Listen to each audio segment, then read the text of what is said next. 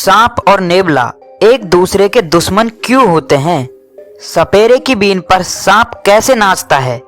दुनिया का सबसे महंगा अंतिम संस्कार, ताजमहल के ऊपर से हवाई जहाज क्यों नहीं उड़ते हैं?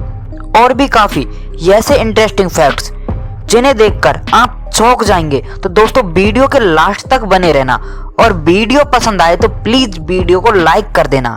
फैक्ट नंबर 11, दोस्तों आपने बीन की धुन पर सपेरे द्वारा सांप को नचाते हुए तो अक्सर देखा ही होगा, लेकिन दोस्तों क्या आप जानते हैं कि सांप के तो कान ही नहीं होते हैं, लेकिन फिर भी सपेरे बीन को क्यों बजाते हैं? क्या वाकई में सांप बीन की धुन पर नाचता है?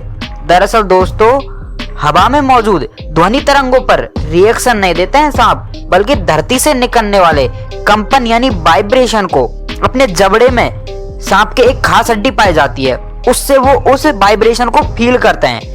सांप केवल हिलते डुलते चीजों को साफ देख पाते हैं, इसलिए सपेरा जब भी बीन को बजाते हुए उसे इधर उधर करता है तो बीन के साथ साथ सांप भी हिलता डुलता है और लोग ये समझते हैं कि सांप बीन की धुन पर नाच रहा है।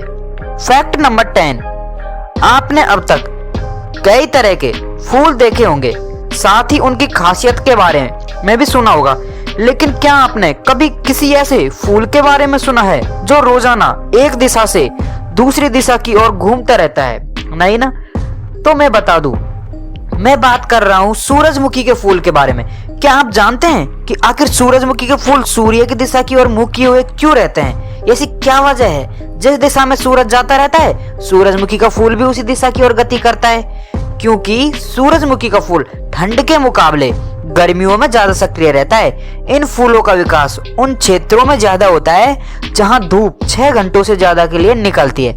मैं बता देता हूँ, ज्यादा गर्म और ताप देने वाली गर्मी में ही सूरजमुखी के फूल काफी तेजी से विकसित होते हैं। जब सुबह के समय सूर्य पूरब दिशा में उगता है ना, तो उस फूल का मुंह भी उसी दिशा में पूरब दिशा की ओर ही होता है। वही धीरे धीरे सूर्य की दिशा के साथ साथ इसकी भी दिशा बदलती रहती है। यही कारण है कि सनफ्लावर अपनी दिशा चेंज करता है। फैक्ट नंबर 9, दोस्तों क्या आपको भी पढ़ते वक्त नींद आती है ना यार? क्या करें यार, पढ़ाई कर रहे हैं पर नींद आ रही है, चलो सो जाते हैं। लेकिन जब आप पढ़ने बैठते हैं तो आखिर ऐसा होता क्यों है कि आपको नींद क्यों आती है? दरअसल दोस्तों पढ़ाई करते वक्त नींद आना एक है ना बहुत ही आम समस्या है। जैसे कि हम पढ़ने बैठते हैं तो नींद आने लगती है, लेकिन हमारे साथ ऐसा क्यों होता है पता है आपको कुछ? दोस्तों जो हमारा दिमाग होता है ना, वह रिवार्ड सिस्टम पर काम करता है। यानी जब भी हम एक्साइटिंग या मजेदार चीज देखते हैं या करते हैं तो हमारे ब्रेन में डोपामिन नाम का एक केमिकल रिलीज होता है, जिसकी वजह से हमें बहुत ज्यादा खुशी मिलती है। लेकिन पढ़ाई में कोई एक्साइटमेंट ही नहीं है और खुशी नहीं मिलती है, क्योंकि वहां पर हमको किताब खोलकर बस पढ़ना होता है, इसलिए हमें नींद आती है। फैक्ट नंबर 8, आज के समय में सैनिटाइजर का प्रयोग करना आम बात हो गया है और उसका उपयोग हाथ में छुपे कीटाणुओं को मारने के लिए होता है। लेकिन कभी किसी के दिमाग में सैनिटाइजर से नहाने का आ जाए तो क्या होगा? दोस्तों क्या आपने कभी सोचा है कि यदि सैनिटाइजर से नहा लिया जाए तो क्या होगा? दरअसल दोस्तों सैनिटाइजर एक नहीं बल्कि कई अलग अलग केमिकल से मिलकर बनता है। यदि आप सैनिटाइजर से नहाएंगे तो आपको बहुत दर्द होगा, क्योंकि आप यह बात तो जानते होंगे कि हमारे हाथ के छोटे से घाव पर सैनिटाइजर लगने पर कितना दर्द होता है, बहुत होता है ना। और वैसे भी हमारे शरीर पर कई कट्स भी होते हैं, रैशेज भी होते हैं, जिनकी वजह से पहले तो बहुत ज्यादा दुख होता है, यानी बहुत ज्यादा कष्ट फील करते हैं। और यदि आपकी स्किन सेंसिटिव है तो आपको इन्फेक्शन भी हो सकता है, रेडनेस भी हो सकता है, और ये नाते नाते हमारी आंख और मुंह में भी जाएगा तो ये बहुत खतरनाक साबित हो सकता है। तो आप ऐसा बिल्कुल ना करें। फैक्ट नंबर 7, दुनिया भर से हर साल करीब 80 लाख लोग दुनिया के 7 अजूबों में से एक ताजमहल को देखने आते हैं। आपको तो पता ही होगा कि ताजमहल को मोहब्बत की निशानी भी कहा जाता है, लेकिन क्या आपने कभी सोचा है कि ताजमहल के ऊपर से हवाई जहाज क्यों नहीं उड़ते हैं? हाँ दोस्तों ये बात बिल्कुल सच है। आपको तो सुनने में थोड़ा अजीब लग रहा होगा कि ताजमहल के ऊपर से हवाई जहाज क्यों नहीं उड़ते हैं, लेकिन ये पूरी तरह से सच है। आपकी जानकारी के लिए मैं बता दूं कि ताजमहल के 7 से 7.5 किलोमीटर क्षेत्र के अंतर्गत सभी के हवाई जहाज को उड़ाने पर रोक लगाई गई है। यानी ताजमहल के ऊपर से कोई भी किसी तरह का हवाई जहाज नहीं उड़ सकता, क्योंकि इसके पीछे का कारण है कि यह एक नो फ्लाई जोन में आता है। अब आप सोच रहे होंगे कि यार ये नो फ्लाई जोन आखिर क्या होता है? तो नो फ्लाई जोन मैं बता देता हूं कि यह देश का ऐसा क्षेत्र या जगह जहां पर हवाई जहाज को उड़ाने की सरकार परमिशन नहीं देती है, उसे नो फ्लाई जोन कहते हैं। जबकि भारत सरकार द्वारा 2006 में एक कानून पारित किया जिसमें ताजमहल और भी जैसे अन्य पर्यटन स्थलों की सुरक्षा के लिए उनको नो फ्लाई जोन में रख दिया गया है।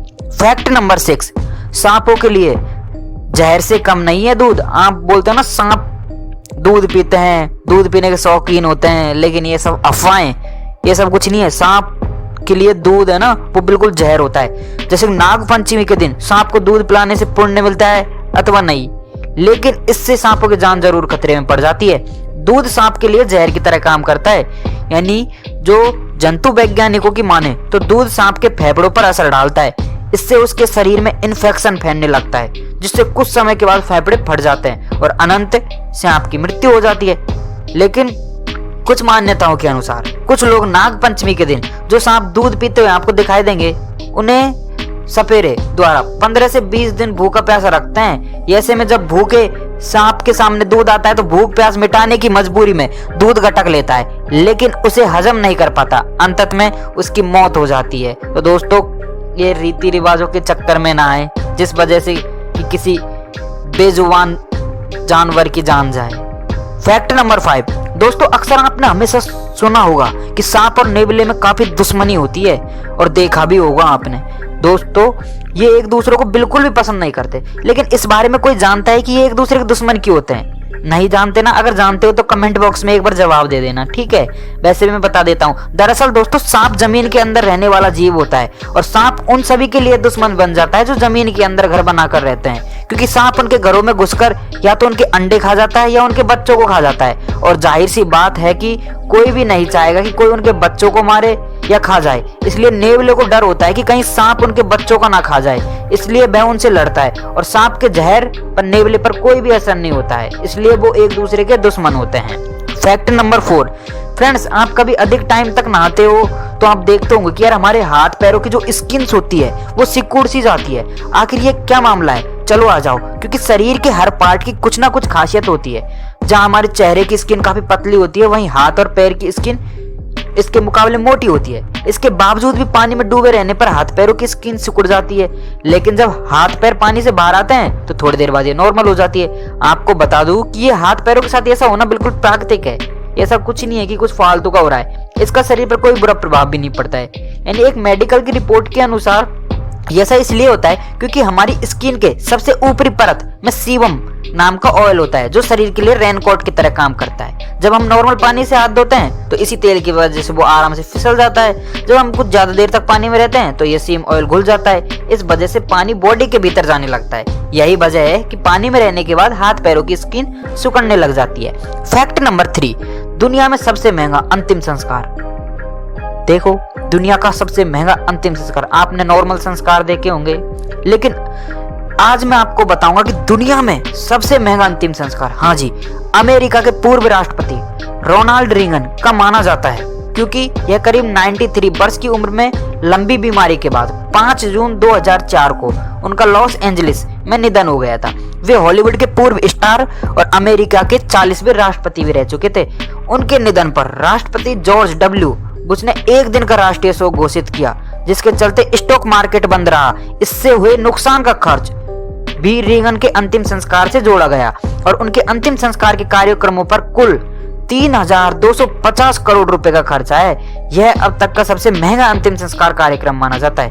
फैक्ट नंबर 2, दोस्तों आप सभी ने गौर किया होगा कि टोल प्लाजा में कार, बस, ट्रक और जितनी बड़ी गाड़ियां होती है इन सब पर तो टोल टैक्स जरूर लिया जाता है, लेकिन दोस्तों जो 2 पहिया वाहन या बाइक होती है उनसे क्यों नहीं टोल टैक्स लिया जाता?